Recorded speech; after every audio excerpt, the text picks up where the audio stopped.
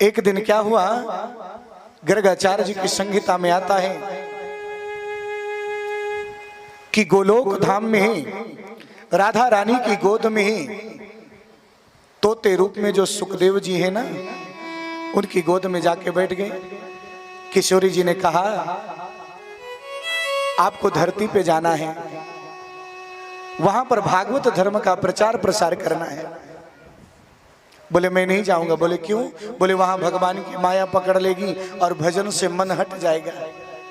बोले नहीं नहीं, आपको जाना है।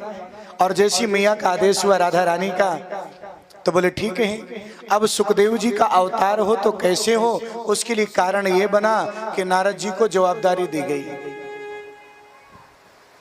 और नारद जी महाराज एक लीला करते हैं। अच्छा एक बात और ध्यान दीजिएगा, हमारी तकरीबन 150-200 से ऊपर भागवत हो गई हैं। 18 पुराण करते हैं। आपके नागपुर में ही हर साल 10-12 भागवतें होती हैं अलग अलग एरिया में। तो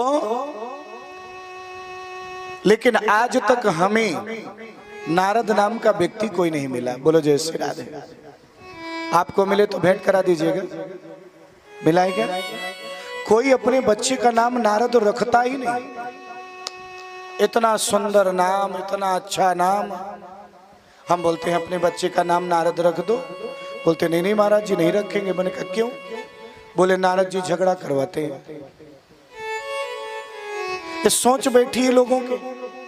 अरे भैया, नारद जी जिसको आज तक मिले हैं उसको भगवान का दर्शन जरूर हुआ है 100%। ध्रुव जी को नारद जी मिले, दर्शन हुआ भगवान का। प्रहलाद जी को नारद जी मिले, दर्शन हुआ भगवान का। हुआ कि नहीं?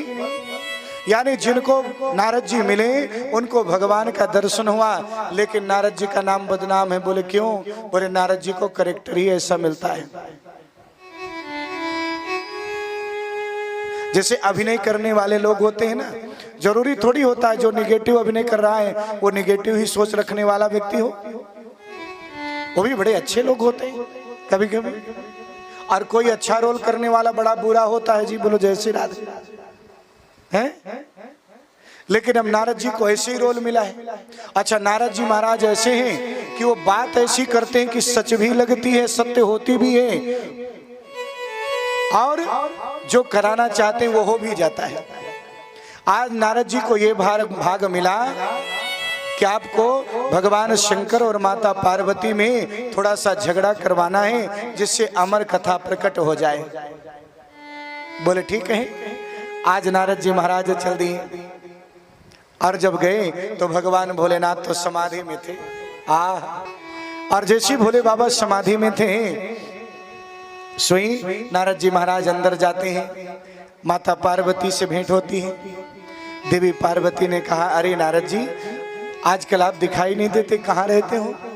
बोले देवी, ये दुनिया के जितने लोग हैं ना बड़े स्वार्थी हैं, और इसलिए हम आजकल हर जगह आना जाना सब जगह बंद कर। सबकी यह रीति सुर नर मुनि सबकी यह रीति करहि सब प्रीति।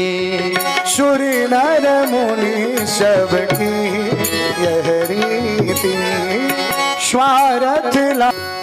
चाहे देवता हो चाहे मनुष्य हो, सब स्वार्थवर बोले प्रेम करते हैं ऋषि हो। और यहाँ तक कि देवी पति पत्नी में भी जो प्रेम है ना, स्वार्थवश प्रेम है। स्वार्थ खत्म हो जाए सोई प्रेम समाप्त हो जाए। बोलो जैसा नाम वैसा गुण। कोई भी बात मुझसे छिपाते नहीं, बड़ा प्रेम करते हैं, सच्चे हृदय से करते हैं। बोले देवी सच्चे हृदय से तो करना चाहिए, कोई बात नहीं छिपाते। बोले तब तो जो नरमुंडों की माला धारण किए होंगे उसके विषय में भी बताया होगा। बोले उसको छोड़ के सब कुछ बताया है। तो बोले आपसे खास प्रेम करते हैं जी। अरे जो नरमुंडों की माला धारण किए हैं सिर्फ उसके विषय में नहीं बताया, बाकी सब बता दिया। जो ओरिजिनल है तो नहीं बताया। आज माता पार्वती को इतना कहकर और ये बोल करके चले गए नारद जी, देवी इसलिए तो हम कहीं आते जाते नहीं। बाहर निकले भगवान भोलेनाथ की समाधि लगी हुई थी। और जैसी समाधि लगी हुई, समाधि से उठ गए। भोले बाबा ने नारद जी को देखा। नारद जी कहाँ? नारद जी ने प्रणाम किया। बोले अभी अभी यहीं आए थे। बोले रुको। बोले नहीं नहीं, अब तो हम तो जाना है। और हाँ, आपको देवी पार्वती याद कर रही हैं। बोले आप अंदर गए हैं तो जरूर याद कर रही होंगी। और जैसी अंदर भोले बाबा जाते हैं ना, पहले के जमाने में जमीन बड़ी सस्ती होती थी। बोलो जय श्री राधे। तो जब घर बनाते थे लोग बाग, तो बड़ा सा घर बनाते थे। उस घर में किचन अलग, बैठने की व्यवस्था अलग, बेडरूम अलग, और एक रूम एक्स्ट्रा निकालते थे और उसके ऊपर लिख देते थे कोप भवन। ये नाराज होने का रूम था। आजकल ये रूम कम कर दिया गया है महंगाई के कारण। पहले नाराज होने के लिए रूम अलग से बनता था। उस रूम में अगर कोई चला जाए तो अपने आप मालूम पड़ जाता था कि ये नाराज है। हाँ, आजकल तो देवियों को बर्तन पटकना पड़ता है, इधर गिराना पड़ता है, उधर गिराना पड़ता है, तब पति को मालूम पड़ता है कि ये नाराज है। हाँ, लेकिन पहले ऐसी कोई जरूरत नहीं पड़ती थी। सीधे पुराने वस्त्र पहनो, नए वस्त्र उतार के फेंक दो, कोप भवन में चले जाओ। जैसी मालूम पड़ेगा कोप भवन में, सोई घबरा जाते थे पति देवता। भोलेनाथ जो महाकाल हैं वो भी घबरा गए। अरे मैंने कौन सी गलती कर दी? पहुंचे, अरे देवी आखिर मुझसे कौन सी गलती हुई जिसके कारण आप नाराज हो गई? बोले आप दुनिया के महान कपटी हो। आप बाहर से तो काले हो, अंदर से भी काले हो। बोले देवी मैंने क्या कपट किया? बोले जो नरमुंडों की माला धारण किए हो इसके विषय में आज तक कैसे नहीं बताए? भोले बाबा बोले देवी यही तो तुमसे सच्चे प्रेम का प्रतीक है। जब जब भी तुम लीलावश अपने शरीर को छोड़ती हो तो उसका सर मैं अपनी इस माला में डाल लेता हूं। बोले आप साधारण नहीं, आप तो महान कपटी हैं। क्यों? आपने कौन सा अमृत पान कर रखा है कि जिससे आपको तो मरना नहीं पड़ता और हमको बार बार मरना पड़ता है? भगवान की आंखों से अश्रुधारा बहने लगी। मेरे परमात्मा भोले बाबा कहते हैं देवी मैं तो अमर कथा का पान किए हूं, और उस अमर कथा को यदि आप भी पान करेंगे ना तो बड़ा आनंद आएगा। आज पार्वती बोली मुझे तो आज अमर कथा सुनना है। एक गुफा है और उस गुफा में जाकर के भोले बाबा ने जोर से डमरू बजाया, और जिस गुफा में बैठ करके अमर कथा सुनाए थे ना, उसी गुफा के दर्शन करने हम लोग जाते हैं। अमरनाथ जिनको बोलते हैं ना, वही अमरनाथ हैं। और वहीं पर भगवान जी ने अमर कथा सुनाई है। और जानते हैं डमरू जैसी जोर का बजाया, सारे जीव जंतु बाहर। एक तोता पक्षी जो मैना है उसका अंडा पड़ा है व्यासपीठ के पीछे। एक ही श्रोता है, बाकी कोई श्रोता नहीं, केवल एक श्रोता। और जब एक ही श्रोता है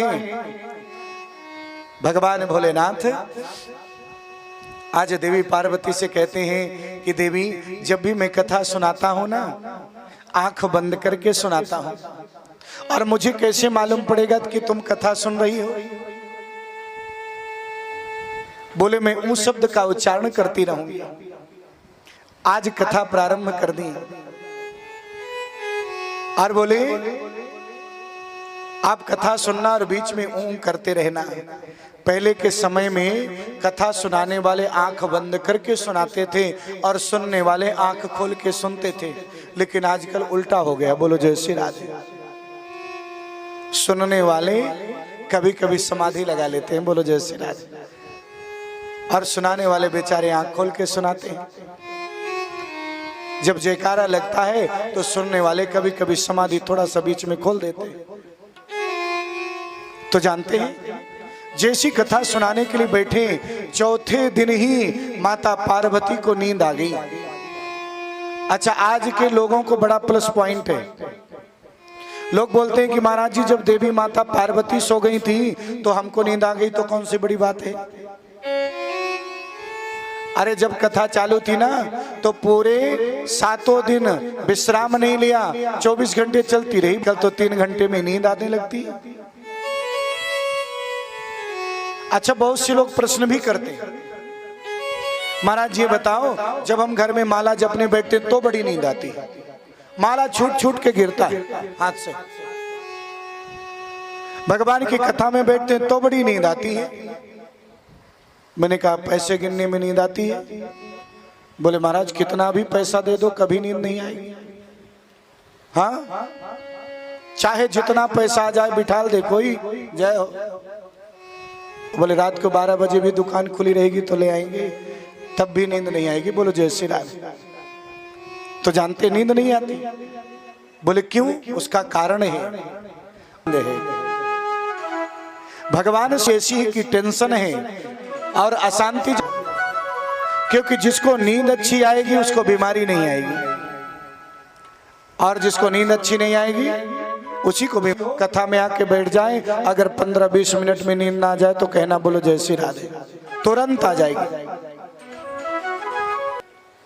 और हाँ, एक बार जोर से बोलना पड़ेगा क्योंकि बड़ी देर से शांत बैठे हैं। जय जय श्री, अभी आवाज नहीं आई, थोड़ा पीछे के लोग और जोर से बोलेंगे जय जय श्री। और हाँ, तो आज जानते हैं माता पार्वती को नींद आ गई, से एक जीव उत्पन्न हुआ, तोते का पक्षी, बच्चा छोटा सा, और धीरे धीरे बड़ा हो गया। लेकिन जैसी माता पार्वती ऊ शब्द बंद किया तो माता पार्वती के स्वर में ही ऊ शब्द का उच्चारण करने लगते हैं। बोलो जय श्री राधे।